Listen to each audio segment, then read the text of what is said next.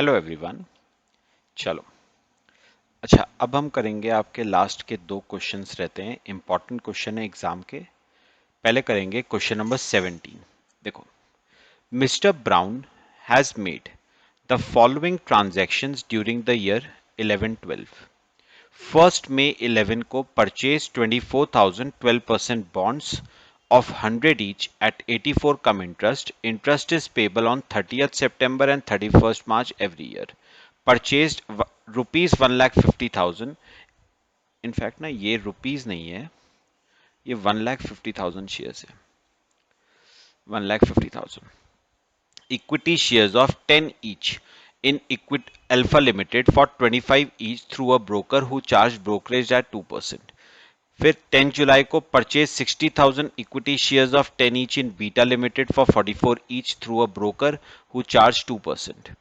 Alpha Limited made a bonus issue of 2 shares for every 3 held.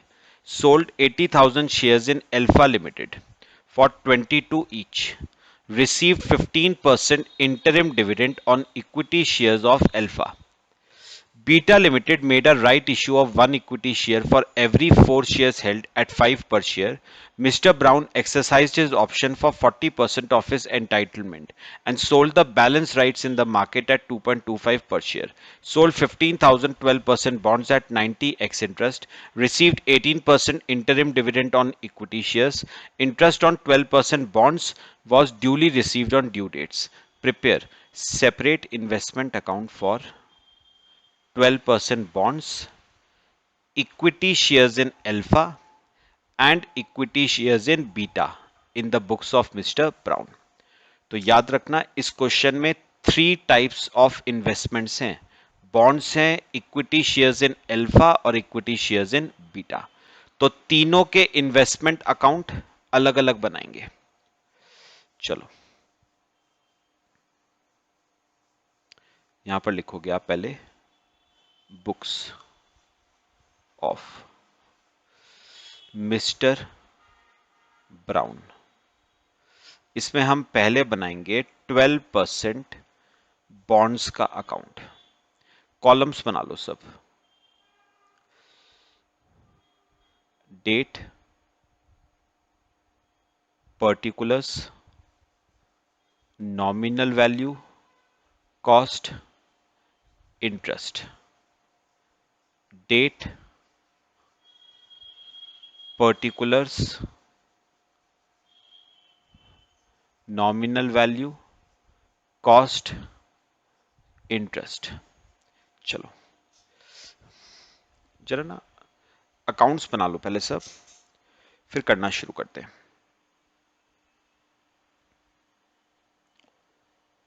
Columns बना लो।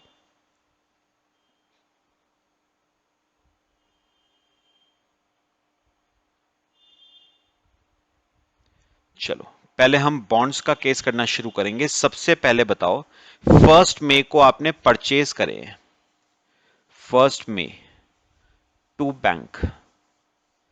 अच्छा, आपने 24,000 bonds purchase करे, face value 100, तो 24 lakh nominal value के बॉन्ड्स हो गए। अच्छा, एक बॉन्ड खरीदा 84 कम इंटरेस्ट का। चलो वर्किंग नोट बनाओ।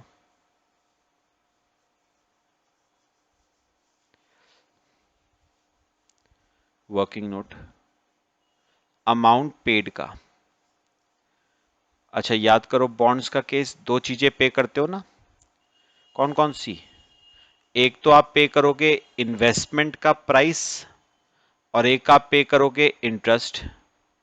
अच्छा अब बताओ, एक बॉन्ड खरीदा 84 कम इंटरेस्ट का, तो 24,000 बॉन्ड्स। सॉल्व करो। 20,16,000। अच्छा अब इंटरेस्ट बताना मुझे। 1 मई से जस्ट पिछला इंटरेस्ट 31 मार्च को मिला, तो अप्रैल एक मंथ का इंटरेस्ट है, निकालो। 24 लाख की फेस वैल्यू पे 12% 1 मंथ का, 24,000 रुपए का इंटरेस्ट आ गया, तो इन्वेस्टमेंट का प्राइस आ गया 19 लाख 92,000। इन्वेस्टमेंट का प्राइस 1992 और इंटरेस्ट 24,000 आ गया। ठीक है, फिर इसके बाद बॉन्ड्स का केस देखना। अभी बॉन्ड्स का अब अगला केस है 1 मार्च को सेल का केस। अच्छा, 1 मार्च से पहले 30 सितंबर आएगी interest date by bank. Receive करो इंटरेस्ट 24 लाख की नॉमिनल वैल्यू पे 12% 6 मंथ्स का 1,44,000 का इंटरेस्ट। अच्छा, अब 1 मार्च को सेल का केस है बाय बैंक। आपने बेचे 15,000 बॉन्ड्स, फेस वैल्यू 100, 15 लाख के बॉन्ड्स। चलो वर्किंग नोट फिर से बनाओ। वर्किंग नोट अब बनाओ अमाउंट रिसीव्ड का। दो चीजें रिसीव होंगी आपको वही सेम, एक तो इन्वेस्टमेंट का प्राइस और एक इंटरेस्ट। इन्वेस्टमेंट का प्राइस और इंटरेस्ट। अच्छा, एक बॉन्ड आपने बेचा 90x इंटरेस्ट का, तो 15,000 बॉन्ड्स आपने बेचे 13,50,000 के। चलो इंटरेस्ट निकालो। 1 मार्च से जस्ट पिछला इंटरेस्ट 30 सितंबर को मिला, तो 5 मंथ्स का इंटरेस्ट निकालो 15 लाख पे 12%, 5 मंथ्स का 75,000 रुपीज का इंटरेस्ट आ गया। तो 13,50,000 और 75,000 रुपीज का इंटरेस्ट। अच्छा, जब भी सेल करोगे क्या आएगा बताओ, प्रॉफिट और लॉस। चलो यहीं पर अगला वर्किंग नोट भी बना लेते हैं। प्रॉफिट और लॉस ऑन सेल, दो कॉलम, नॉमिनल वैल्यू, कॉस्ट। ठीक है, फीफो मेथड फॉलो करेंगे। कैसे करेंगे?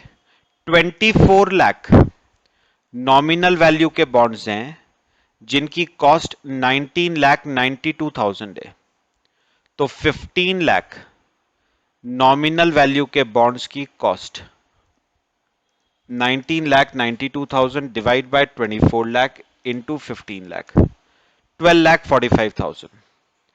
तो 12,45,000 कॉस्ट के बॉन्ड्स आपने मार्केट में 13,50,000 के बेचे, तो 1,05,000 रुपीज के प्रॉफिट पे 1,05,000 रुपीज का प्रॉफिट आ गया। ये प्रॉफिट पीएल में credit, investment account debit to PL, cost column में 1,05,000। ठीक है, अच्छा अब मुझे बताओ 31 मार्च को बुक्स क्लोज करनी है और 31 मार्च को इंटरेस्ट डेट भी है। पहले इंटरेस्ट रिसीव कर लो बाय बैंक। अच्छा, 24 लाख नॉमिनल वैल्यू के बॉन्ड्स थे जिसमें से 15 लाख नॉमिनल वैल्यू के तो बिक गए, तो 9 लाख नॉमिनल वैल्यू के बचे, उस पे 12% 6 मंथ्स का 54,000 रुपीज का इंटरेस्ट। चलो बस बुक्स क्लोज कर लो 31 मार्च को। By balance carried down, nominal value वाले कॉलम का बैलेंस 9 लाख, कॉस्ट का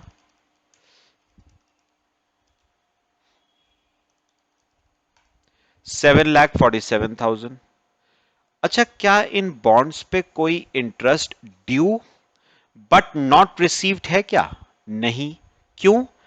पूरा इंटरेस्ट, पूरे 6 मंथ्स का इंटरेस्ट आज ही तो मिला है आपको, है ना? तो कोई भी interest due but not receive नहीं है, बस इंटरेस्ट की जो इनकम है उसे पीएल में ट्रांसफर कर देना। 1,44,000 प्लस 75,000 प्लस 54,000 माइनस 24,000, 2,49,000 का इंटरेस्ट। लो, ये अकाउंट आपका क्लोज हो गया। ठीक है, ये आपका कौन सा अकाउंट हो गया? 12% बॉन्ड्स का बना लो। फिर हम बनाएंगे equity shares in Alpha Limited का अकाउंट। चलो बनाते हैं। अब आ जाओ, सेकंड हम बनाएंगे equity shares in Alpha Limited. Equity shares in Alpha Limited का अकाउंट। कॉलम्स बनाओ। Date, particulars, nominal value, cost, dividend. Date, particulars, nominal value, cost and dividend. चलो करना शुरू करते हैं अल्फा लिमिटेड का केस। 15 जून को आपने परचेज करे to bank 1,50,000 shares, face value 10, तो 15 लाख नॉमिनल वैल्यू के शेयर्स खरीदे। एक शेयर 25 रुपए का, एक शेयर 25 का, तो 1,50,000 शेयर्स 37,50,000 के, प्लस 2% की ब्रोकरेज दी 38,25,000। डिविडेंड कुछ नहीं है। अभी अल्फा का केस देखना। 14 अक्टूबर को बोनस का केस है अल्फा का। चलो आ जाओ, वर्किंग नोट बनाओ बोनस का। बोनस शेयर्स क्या रेशियो है? 2 शेयर्स फॉर एवरी 3 हेल्ड। तो जिसके पास 3 शेयर हैं उसको मिलेंगे 2 बोनस शेयर। तो हमारे पास अल्फा के 1,50,000 शेयर्स हैं, तो हमें मिलेंगे 2/3 इंटू 1,50,000, 1 लाख बोनस शेयर्स। ठीक है, चलो कौन सी डेट को बोनस मिल रहा है? 14 अक्टूबर। 2 bonus 1 lakh at the rate of 10, 10 lakh. Cost nil, free of cost होते हैं। अब देखो अल्फा लिमिटेड का अगला case. Sold 80,000 shares in Alpha for 22 each, 31 अक्टूबर। सेल का केस है। बाय बैंक कितने शेयर्स बेचे? 80,000, face value 10, 8 lakh nominal value के शेयर्स। एक शेयर 22 रुपए का, तो 80,000 शेयर्स 17,60,000 के। ठीक है, चलो प्रॉफिट और लॉस ऑन सेल निकालो।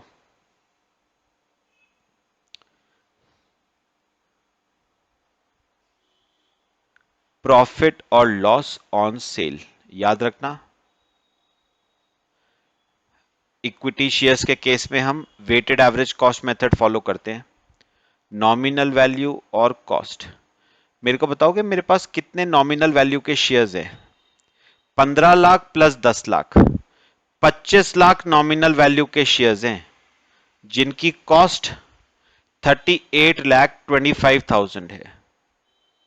तो 8 लाख नॉमिनल वैल्यू के शेयर्स की कॉस्ट क्या होगी?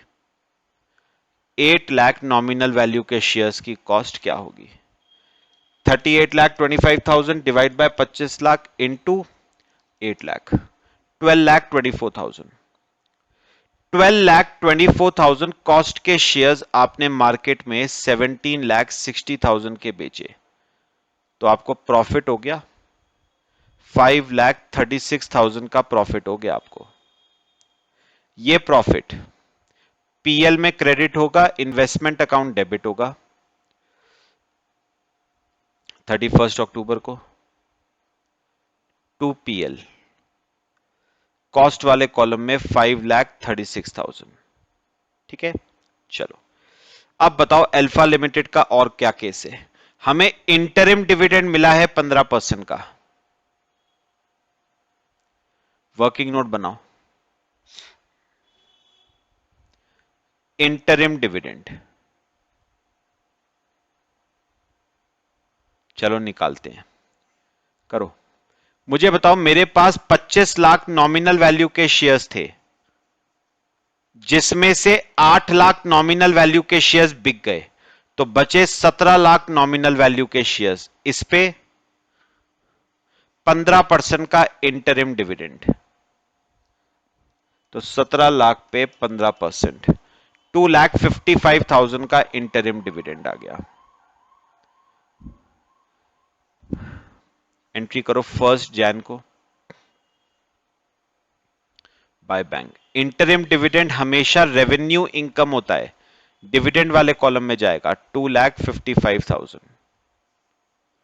ठीक है, अब बताओ मुझे अल्फा का और कोई केस। बस अल्फा का केस हो गया। चलो बुक्स क्लोज कर लेते हैं अल्फा की। 31 मार्च 2012 को, 31 मार्च को bye balance carried down 17 lakh nominal value के शेयर्स हमारे पास बचे हैं, जिनकी कॉस्ट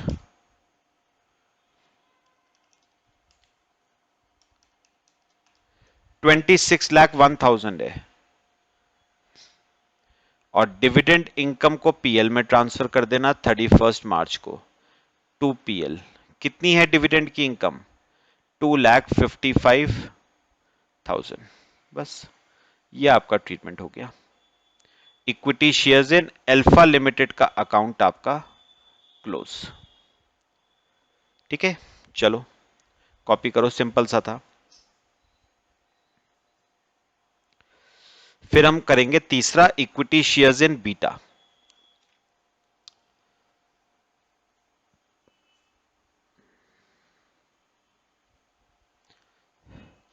चलो बनाए, बनाओ तीसरा, equity shares in Beta. Equity shares in Beta Limited. Columns date, particulars, nominal value, cost, dividend. Date, particulars, nominal value, cost, dividend. चलो आ जाओ बीटा का केस। सबसे पहले है 10 जुलाई को आपने परचेज करे हैं टू बैंक। कितने shares? 60,000 shares, face value 10, 6 lakh nominal value के शेयर्स परचेज करे। एक शेयर 44 का, तो 60,000 शेयर्स, 26,40,000 प्लस 2% की ब्रोकरेज, 26,92,800। डिविडेंड कुछ नहीं है। बीटा का केस देखो फिर कहां पर है। 15 जैन को राइट इश्यू अनाउंस हुआ है।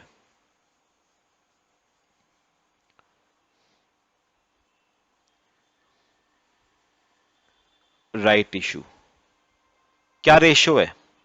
1 equity share for every 4 held. तो जिसके पास 4 शेयर है, उसके पास एक शेयर को खरीदने का क्या है? राइट। तो मेरे पास इस कंपनी के 60,000 शेयर्स हैं, तो मैं इस कंपनी के 1/4 इंटू 60,000, कितने शेयर्स को खरीदने का राइट है? 15,000 शेयर्स को खरीदने का राइट है। किस प्राइस पे?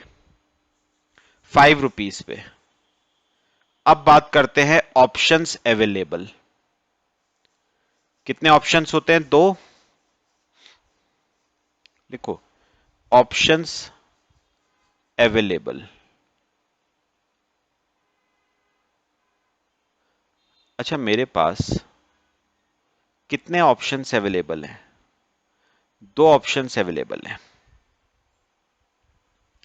अच्छा, या तो मैं राइट शेयर्स परचेज कर लूं, राइट शेयर्स आर सब्सक्राइब्ड,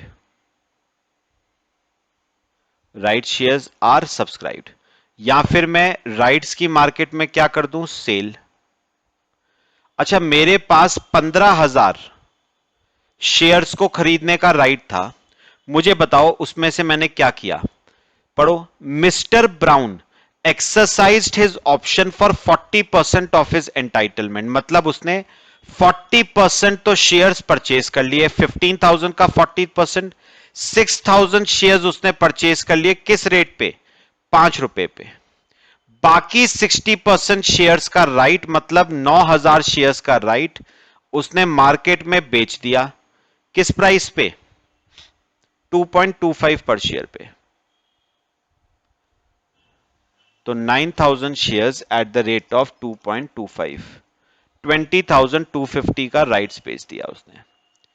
चलो एंट्री करते हैं इसकी। पहले करो राइट शेयर्स परचेज करने की डेट 15 जैन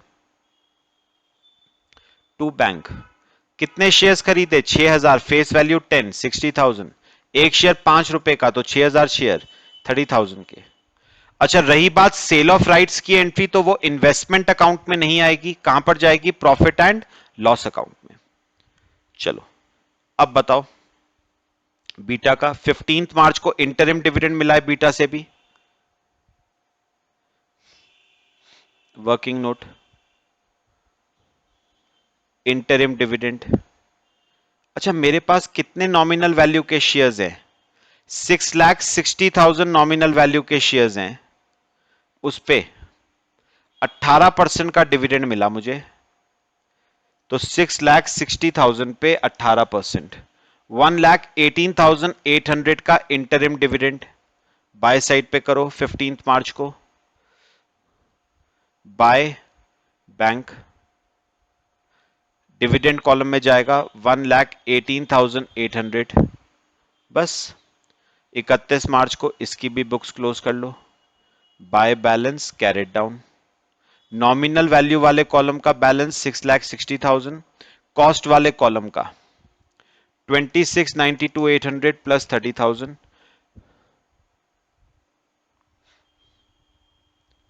ये आ जाएगा 27,22,800, 27,22,800। ठीक है, बस हो गया मेरे ख्याल से। चलो डिविडेंड जो है वो आपका पीएल में ट्रांसफर कर देते हैं 31 मार्च को, टू पीएल 118,800। लो, ये आपका क्वेश्चन हो गया कंप्लीट। तो बोनस का केस भी कवर हुआ, राइट शेयर्स का केस भी कवर हुआ, डिविडेंड का केस भी कवर हुआ, बॉन्ड्स का केस भी कवर हुआ, इक्विटी शेयर्स का केस भी कवर हुआ। कंप्लीट क्वेश्चन, सब चीजें कवर हुई हैं। ठीक है, चलो लास्ट क्वेश्चन पे आते हैं। आपका इंपॉर्टेंट है क्वेश्चन नंबर 18, कॉपी कर लो इसे।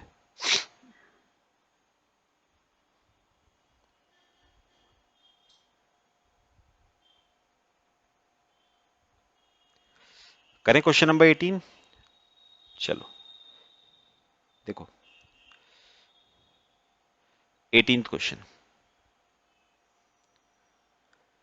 Smart Investments made the following investments in the year 13-14।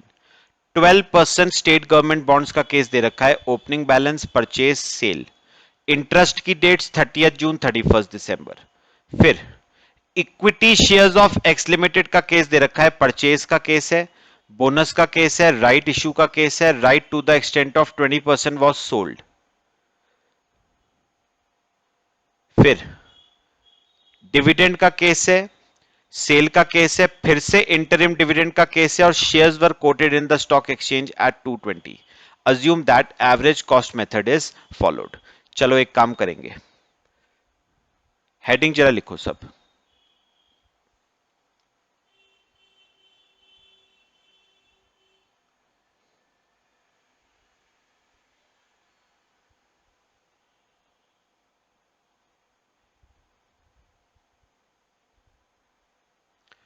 Heading सब लिखना जरा। क्वेश्चन नंबर 18,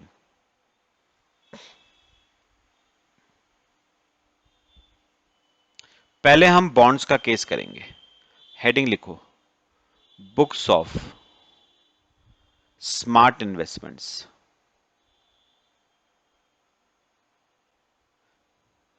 अच्छा, इसमें हम करेंगे 12% बॉन्ड्स का केस। चलो कॉलम्स बनाओ पहले। Date, particulars, nominal value, cost, interest, date, particulars, nominal value, cost, interest. ठीक है, चलो करना शुरू करो। सबसे पहले 1 अप्रैल को ओपनिंग बैलेंस दे रखा है, टू बैलेंस ब्रॉट डाउन। आपको दे रखे हैं 1200 bonds, face value 100, 1,20,000 nominal value के बॉन्ड्स। एक बॉन्ड की बुक वैल्यू आपको टोटल दे रखी है 1,26,000। चलो अब मुझे एक बात बताओ, यहां पर इंटरेस्ट वाले कॉलम में क्या आता था? जितना इंटरेस्ट पिछले साल ड्यू हुआ लेकिन रिसीव नहीं हुआ। 1 अप्रैल से जस्ट पिछला इंटरेस्ट 31 दिसंबर को मिला, तो 3 मंथ्स का interest due but not receive निकालो। 1,20,000 पे 12%, 3 मंथ्स का 3,600 रुपीज का इंटरेस्ट आ गया। ठीक है, फिर 1 मई को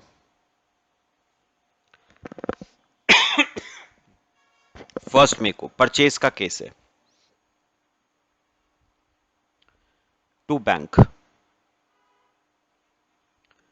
अच्छा, आपने 2,000 बॉन्ड्स परचेज करे, फेस वैल्यू 100, 2 लाख। चलो एक काम करो, वर्किंग नोट बनाओ।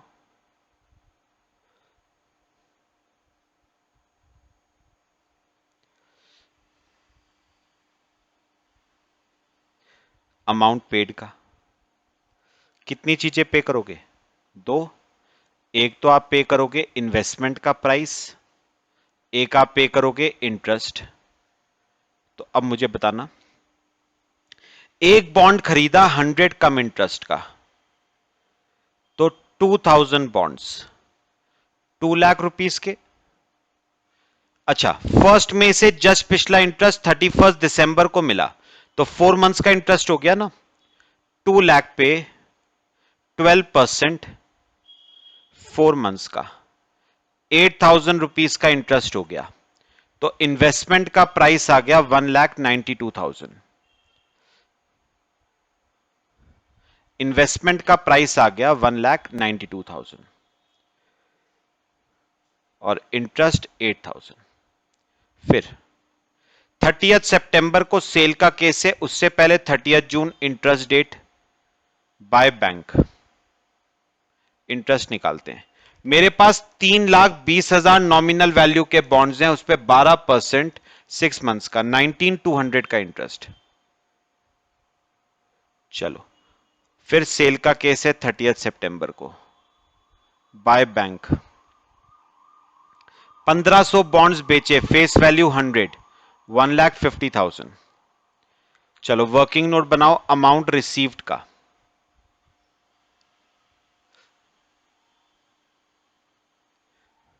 अमाउंट रिसीव्ड, कितनी चीजें रिसीव होंगी आपको? दो चीजें। एक आपको रिसीव होगा इन्वेस्टमेंट का प्राइस और एक आपको रिसीव होगा इंटरेस्ट। चलो बताओ, एक बॉन्ड आपने बेचा 105x इंटरेस्ट का, तो 1,500 बॉन्ड 157,500 के। अच्छा, फिर इंटरेस्ट 30 सितंबर से जस्ट पिछला 30 जून को मिला था, 3 मंथ्स का इंटरेस्ट हो गया, निकालो। 1,50,000 पे 12%, 3 मंथ्स का 4,500 रुपीज का इंटरेस्ट हो गया, तो 157,500, 4,500। चलो जब भी सेल करोगे क्या आएगा? प्रॉफिट और लॉस आएगा। चलो वर्किंग नोट, प्रॉफिट और loss on sale, nominal value column, cost column. सबसे लास्ट लाइन पढ़ोगे तो लिखा हुआ था weighted average cost method follow करना है, तो बताओ कैसे करोगे? मेरे पास टोटल 3,20,000 नॉमिनल वैल्यू की इन्वेस्टमेंट्स हैं, जिनकी टोटल कॉस्ट 3,18,000 है।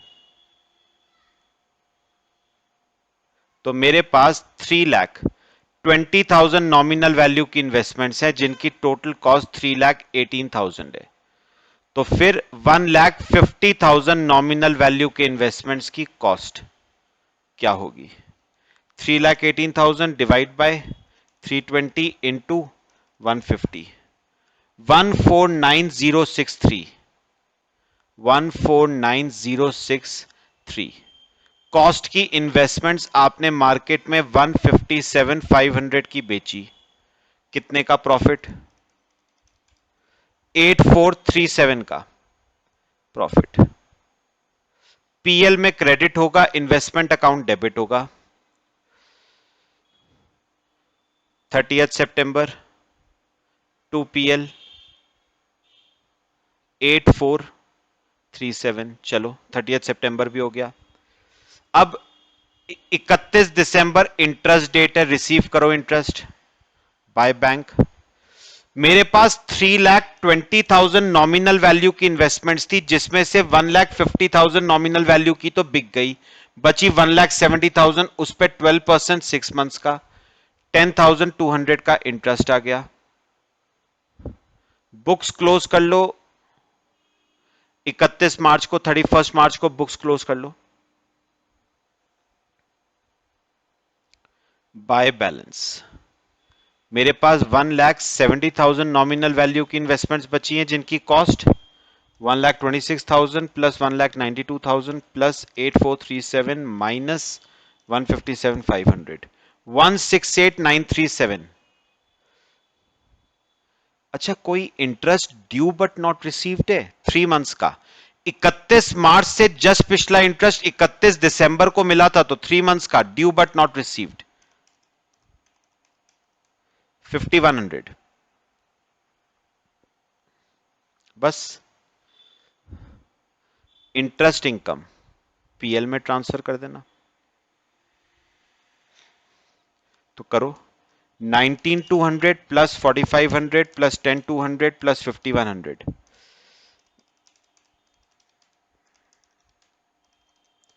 माइनस 3,600 माइनस 8,000, 27,400 की इंटरेस्ट इनकम पीएल में ट्रांसफर हो जाएगी। बस ये आपका क्वेश्चन कंप्लीट हो गया। ठीक है, तो हमारा 12% बॉन्ड्स का जो अकाउंट है ना, वो हमारा कंप्लीट हो गया। अब हम बनाएंगे सेकंड। कौन सा था? Equity shares in X limited. चलो पहले इतना कर लो, फिर बनाते हैं।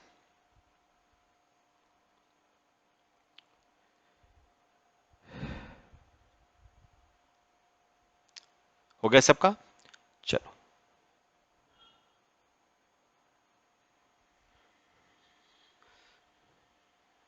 अब बनाएंगे equity shares in X Limited account.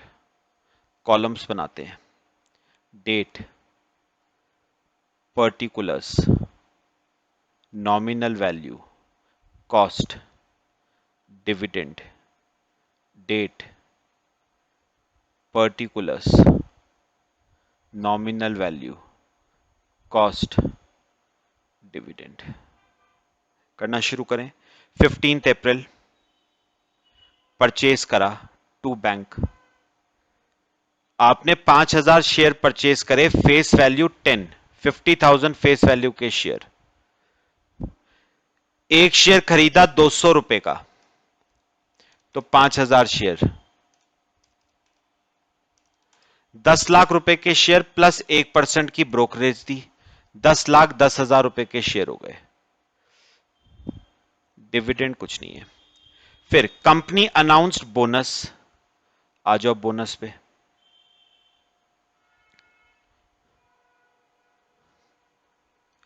Working note, bonus. चलो निकालते हैं। 5 shares, 2 shares for every 5 held. तो जिसके पास 5 शेयर हैं उसको मिलेगा 2 शेयर का बोनस। तो जिसके पास 5,000 शेयर हैं उसको मिलेंगे 2/5 into 5,000, 2,000 bonus share. 2000 bonus share. चलो यहां पर लिखो 3 जून को 2 बोनस, 2000 शेयर्स का बोनस है, फेस वैल्यू है 100, 10 rupees sorry, 20,000 free of cost है। चलो अब अगला है 16 अगस्त को कंपनी ने राइट इश्यू अनाउंस करा। चलो वर्किंग नोट बना लो, राइट इश्यू।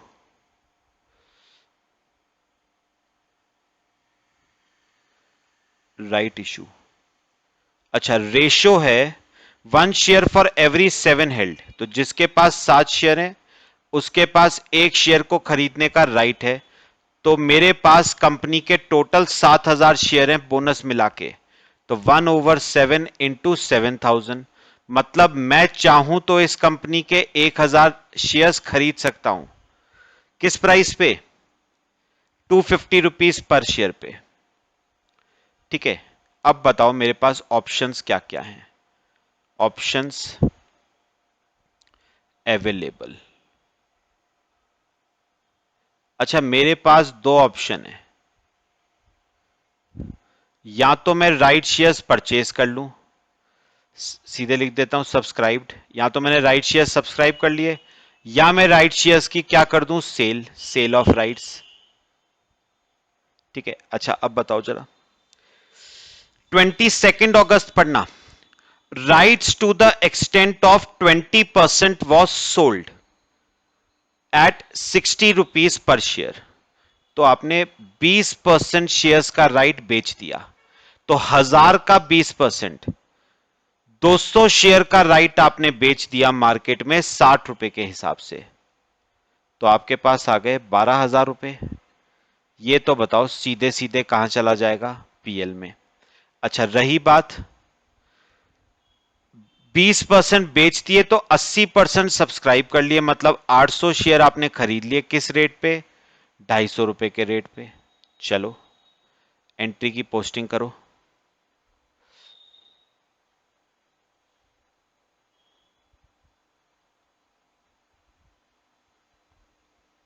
अच्छा मुझे बताना, entire money was payable on 31 अगस्त, तो हमने कंपनी को पैसा 31 अगस्त को पे करा है टू बैंक। कितने शेयर खरीदे, 800 शेयर, फेस वैल्यू 10, 8,000, एक शेयर 250 रुपए का, तो 800 शेयर 2 लाख रुपए के। चलो 2 लाख रुपए के आ गए आपके शेयर। ठीक है,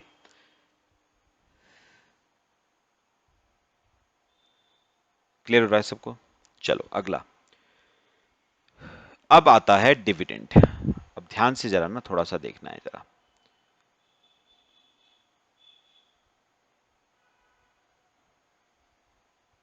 वर्किंग नोट बनाओ, डिविडेंड का केस करेंगे।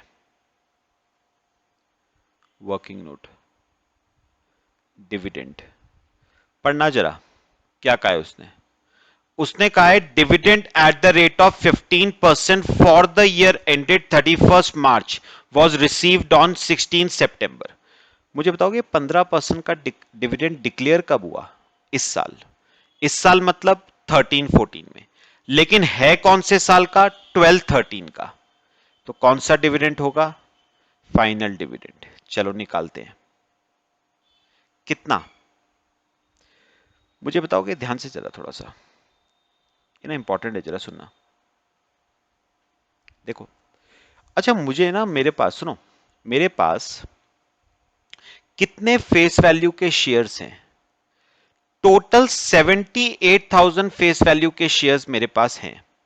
अच्छा एक बात नोटिस करी, इस क्वेश्चन में उन्होंने आपको यह नहीं बताया हुआ है कि बोनस शेयर्स पे और राइट शेयर्स पे डिविडेंड देना है या नहीं, इस क्वेश्चन में तो नहीं बता रखा है।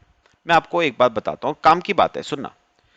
अच्छा वैसे मैं अगर आपसे एक बात पूछूं कि क्या इस क्वेश्चन में नॉर्मल डिविडेंड आएगा या नहीं,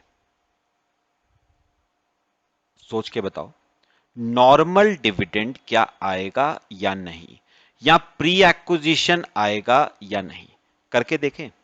मुझे यह बताओ ये जो 15% का डिविडेंड है ये कौन से साल का है? 12-13 का। अब जो शेयर आपके पास 12-13 में हैं उन पे डिविडेंड नॉर्मल, और जो शेयर 12-13 में नहीं है उन पे डिविडेंड प्री एक्विजिशन। तो मुझे बताओ कौन से शेयर 12-13 में थे? मेरे ख्याल से ना आपके पास कोई भी शेयर 12-13 में नहीं थे। आपने सारे शेयर कब खरीदे हैं? 13-14 में। इसका मतलब एक बात तो क्लियर कर लो, इस क्वेश्चन में नॉर्मल डिविडेंड नहीं आएगा, सिर्फ और सिर्फ प्री एक्विजिशन डिविडेंड आएगा। अभी सुनना, मुझे एक बार बताओ, प्री एक्विजिशन डिविडेंड करता क्या है? कॉस्ट को कम करता है ना? मुझे एक बार बताओ, कॉस्ट को कम तो तब करेगा ना जब कॉस्ट होगी। बात समझ आई? कॉस्ट को कम तो प्री एक्विजिशन डिविडेंड तब करेगा ना जब कॉस्ट होगी। और बताओ बोनस शेयर्स की कॉस्ट क्या होती है? 0। तो बोनस शेयर्स की तो कॉस्ट ही नहीं होती, और जब कॉस्ट नहीं होती तो कॉस्ट कम कैसे कर सकता है प्री एक्विजिशन डिविडेंड? इसका पता है क्रक्स क्या है? इसका क्रक्स है, नोट डाल के लिखोगे, सुनो, एक नोट डाल के लिखो, pre acquisition dividend is not received on bonus shares. Company bonus shares पे प्री एक्विजिशन डिविडेंड नहीं देती है। रीजन समझो, रीजन क्या है? प्री एक्विजिशन डिविडेंड अगर कंपनी देगी तो pre acquisition dividend bonus shares की कॉस्ट को क्या कर देगा? कम। और बोनस शेयर्स की तो कॉस्ट ही नहीं होती है। अब जब कॉस्ट नहीं है तो कॉस्ट को कम कैसे कर सकता है? और अगर मैं पूछूं राइट शेयर्स पे प्री एक्विजिशन डिविडेंड मिलेगा या नहीं, तो पता है उस पे भी नहीं मिलेगा। राइट शेयर्स पे भी प्री एक्विजिशन डिविडेंड नहीं मिलेगा। क्यों? याद करो, राइट शेयर्स कौन से शेयर्स होते हैं? सस्ते शेयर्स, जिनकी कॉस्ट पहले ही कंपनी ने कम कर रखी है, उनकी कॉस्ट को और कम नहीं करा जा सकता। तो बात समझो, कंपनी बोनस शेयर्स पे क्यों नहीं दे रही है प्री एक्विजिशन डिविडेंड? क्योंकि बोनस शेयर्स की पहले ही कॉस्ट क्या है? 0। अब जिसकी कॉस्ट ही 0 है उसकी कॉस्ट को कम कैसे करोगे? और राइट शेयर्स पे भी कंपनी प्री एक्विजिशन डिविडेंड नहीं देती है। क्यों? क्योंकि इसकी कॉस्ट पहले ही कम है। अब पहले ही कम है और कितनी कम करोगे? याद रखना, बोनस शेयर्स और राइट शेयर्स पे प्री एक्विजिशन डिविडेंड नहीं मिलता है, लेकिन नॉर्मल डिविडेंड मिलेगा, क्योंकि नॉर्मल डिविडेंड कॉस्ट को कम नहीं करता है। अब जब कॉस्ट कम नहीं हो रही तो कंपनी को नॉर्मल डिविडेंड देने में कोई दिक्कत नहीं है। ठीक है, तो ले दे के मुझे बताओ, आपको कितने शेयर्स पे आपको प्री एक्विजिशन डिविडेंड आएगा? सिर्फ 50,000 पे आएगा? ना इस पे आएगा प्री एक्विजिशन, ना इस पे आएगा। करो, 50,000 फेस वैल्यू पे कितना है परसेंटेज? 15%। तो 7,500 रुपीज का फाइनल डिविडेंड। और याद रखना ये पूरा का पूरा क्या है? Pre acquisition dividend. ये आपकी कॉस्ट को क्या कर देगा? कम कर देगा। कौन से शेयर्स की कॉस्ट को? इन 50,000 नॉमिनल वैल्यू के शेयर्स की कॉस्ट को क्या कर देगा? कम। चलो, कब रिसीव हुआ ये? 16 सितंबर को बाय बैंक। कौन से कॉलम में लिखूं? कॉस्ट कॉलम में। 7,500। ये एक नया पॉइंट था, इंपॉर्टेंट। अगला, 15 दिसंबर को सेल का केस है, करो। बाय बैंक, आपने 3,000 शेयर बेचे, फेस वैल्यू है 10 रुपीज, 30,000। एक शेयर बेचा 300 रुपए का, तो 3000 शेयर 9 लाख के, माइनस 1% की ब्रोकरेज 8,91,000, डिविडेंड नील। क्लियर? अब बताओ जब भी सेल करोगे क्या आएगा? प्रॉफिट और लॉस ऑन सेल। चलो वर्किंग नोट बनाओ। प्रॉफिट और loss on sale, weighted average cost method follow करना, नॉमिनल वैल्यू और कॉस्ट। चलो एड अप करो, नॉमिनल वैल्यू का टोटल क्या है करो। मेरे पास टोटल 78,000 नॉमिनल वैल्यू के शेयर्स हैं, जिनकी कॉस्ट है 10,10,000 plus 20,000 plus 2 lakh, sorry, minus, ये माइनस करना मत भूलना, इसने कॉस्ट को कम किया है, माइनस 7,500, 12,02,500 कॉस्ट। तो आपके 78,000 नॉमिनल वैल्यू के शेयर्स की कॉस्ट 12,02,500। तो बताओ कि फिर कितने नॉमिनल वैल्यू के शेयर्स बेचे हैं? 30,000 नॉमिनल वैल्यू के शेयर्स की कॉस्ट।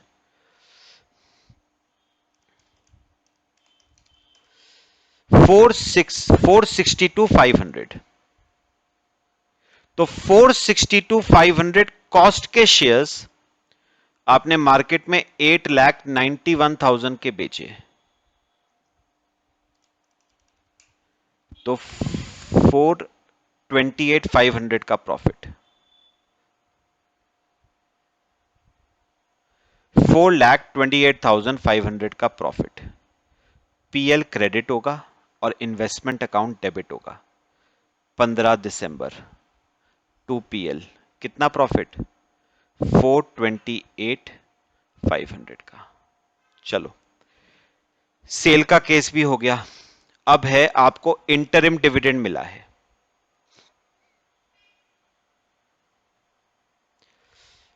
इंटरिम डिविडेंड सुनना ध्यान से। अच्छा मुझे एक बात बताओ, वैसे एक जनरल बात पूछ रहा हूं, क्या बोनस शेयर्स और राइट शेयर्स पे इंटरिम डिविडेंड मिलेगा क्या? बिल्कुल मिलेगा। क्यों? इंटरिम डिविडेंड प्री एक्विजिशन तो होता ही नहीं ना, इंटरिम डिविडेंड तो नॉर्मल ही होता है। और मैंने कहा था बोनस शेयर्स और राइट शेयर्स पे नॉर्मल मिलता है। क्यों? क्योंकि नॉर्मल कॉस्ट को कम नहीं करता। प्री एक्विजिशन नहीं मिलेगा क्योंकि वो कॉस्ट को कम करता है। तो अब करते हैं, चलो आओ मुझे बताओ। मेरे पास 78,000 नॉमिनल वैल्यू के शेयर्स थे, जिसमें से 30,000 नॉमिनल वैल्यू के शेयर्स तो बेच दिए, तो बचे 48,000 नॉमिनल वैल्यू के शेयर्स। 10% का डिविडेंड, 4800 का इंटरिम डिविडेंड नॉर्मली होगा। एंट्री करो, कौन सी डेट को मिला है? 15 जैन को। बाय बैंक कौन से कॉलम में? डिविडेंड कॉलम में, 4800। चलो और लास्ट पॉइंट है 31 मार्च को shares were quoted in the stock exchange at 220। चलो इसको बाद में करते हैं, पहले बुक्स क्लोज करो। By balance carried down, nominal value वाले कॉलम का बैलेंस 48,000, कॉस्ट वाले कॉलम का मुझे बताना, लिखना मत।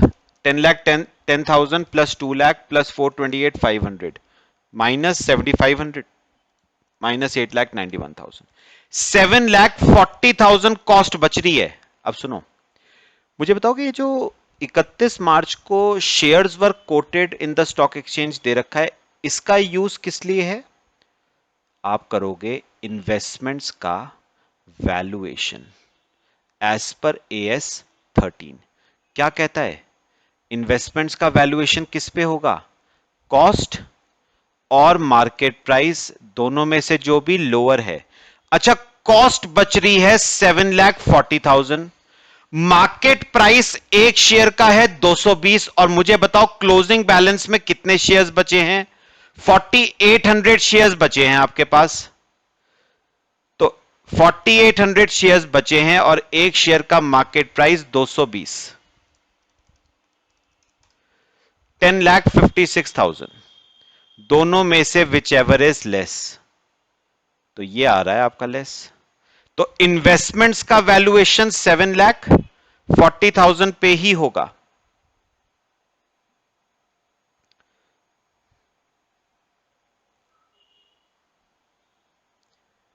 डिविडेंड कॉलम में कुछ नहीं आएगा, और डिविडेंड की इनकम कहां ट्रांसफर हो जाएगी? पीएल में। कितनी? 4800। बस ये आपका अकाउंट क्या कर जाएगा? टैली। लो, तो हमने ना सारे पॉइंट्स इन लास्ट के 2 क्वेश्चंस में हमने डिस्कस करे, कॉपी कर लो इसे। बाकी हम न्यू चैप्टर आपका मंडे से शुरू करेंगे।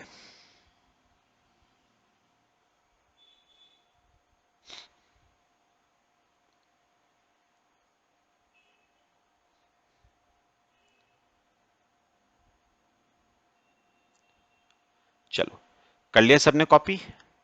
ठीक है, चलो न्यू चैप्टर हम मंडे से शुरू करते हैं। Till then, thank you.